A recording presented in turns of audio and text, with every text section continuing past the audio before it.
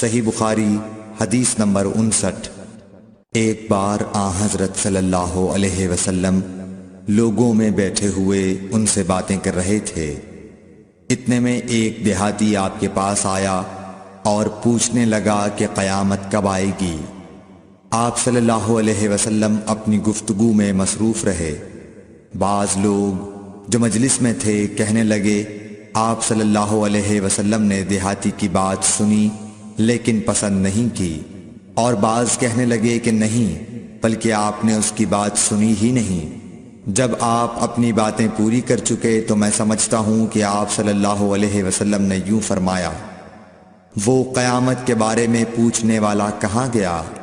اس دیہاتی نے کہا، حضور میں موجود ہوں۔ آپ نے فرمایا کہ جب امانت ایمانداری دنیا سے اٹھ جائے تو قیامت قائم ہونے کا انتظار کر۔ اس نے کہا، ایمانداری اٹھنے کا کیا مطلب ہے؟ آپ صلی اللہ علیہ وسلم نے فرمایا کہ جب حکومت کے کاروبار نالائق لوگوں کو سونپ دیے جائیں تو قیامت کا انتظار کر۔